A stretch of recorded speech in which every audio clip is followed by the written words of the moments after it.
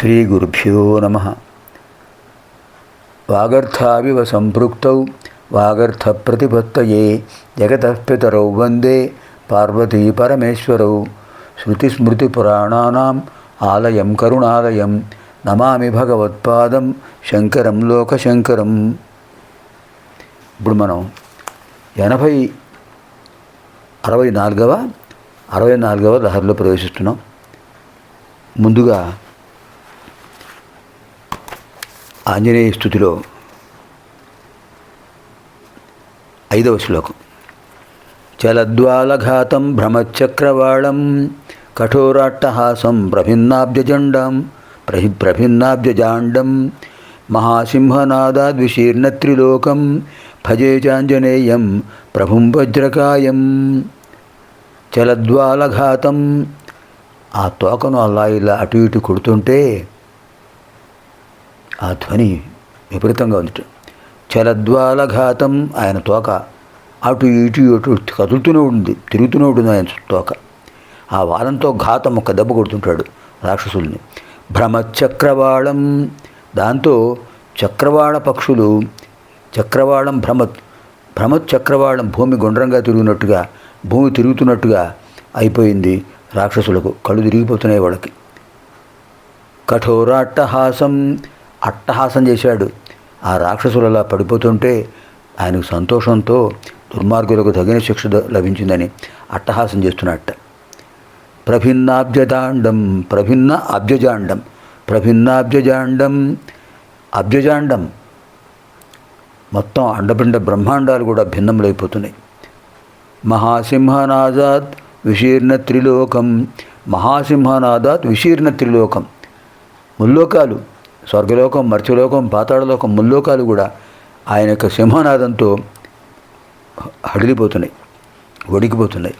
భజే ఆంజనేయం ప్రభుం వజ్రకాయం, వజ్రకాయుడు దేవతలందరి వరాలు ఇచ్చాయి, బ్రహ్మవరం ఇచ్చాడు, దిక్పాలకులు వరాలు ఇచ్చారు. అలాంటి మహానుభావుడు. చరద్వాలఘాతం భ్రమచక్రవాళం కఠోరాట్టహాసం ప్రభిన్నాబ్జజాండం మహాసింహనాదాద్విశీర్ణత్రిలోకం భజే చాంజనేయం ప్రభుం వజ్రకాయం. ఇప్పుడు మనం అద్భుతమైనటువంటి లహరి 64వ లహరిలో ప్రవేశిస్తున్నాం. వక్షస్థాడనమంతకస్య కఠినాపస్మార సంమర్దనం భూభృత్పర్యటనం నమత్పురశిరః కోటీర సంఘర్షణం. కర్మేదం మృదులస్య తావకపదద్వంద్వస్య గౌరీపతే మచ్చేతో మణిపాదుగా విహరణం శంభో సదాంగీకురు.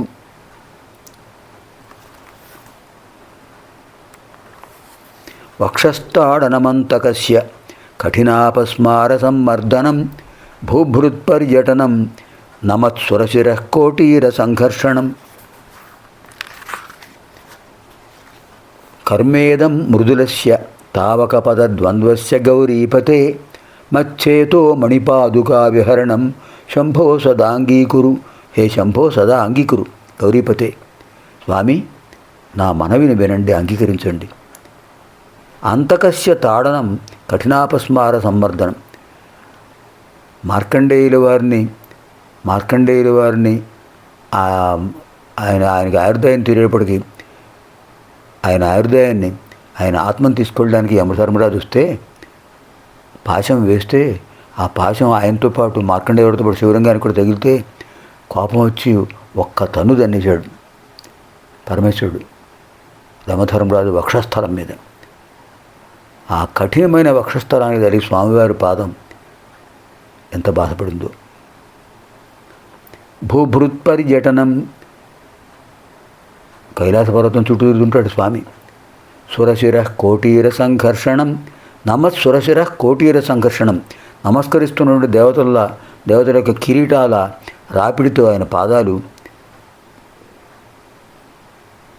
బాధపడుతున్నాయి, సున్నితములైన పాదాలు. ఇదం మృదులస్య తావక పదద్వంద్వస్య, మృదువైన మీ పాదద్వంద్వాలకు ఇంత కఠినమా, ఇంత కాఠిన్యం ఎలా భరిస్తున్నాయి.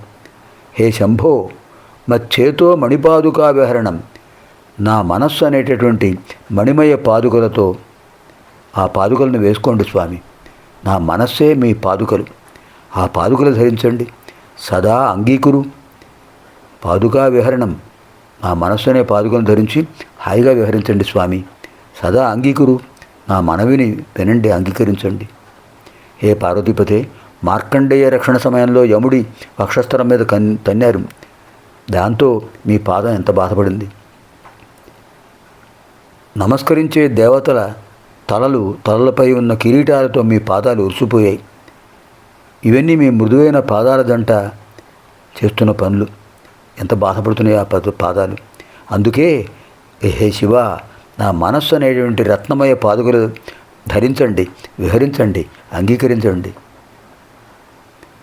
ఎంత అద్భుతమైన భావన అండి. వక్షస్థాడనమంతకస్య కఠినాపస్మార సంమర్దనం భూభృత్పర్యటనం నమత్సురశిరః కోటీర సంఘర్షణం కర్మేదం మృదులశ్చతావకపదద్వంద్వస్య గౌరీపతే మచ్చేతో మణిపాదుకా విహరణం శంభో సదాంగీకురు. సర్వేభ్యः పరమేశ్వర అనుగ్రహప్రాప్తిరస్తు.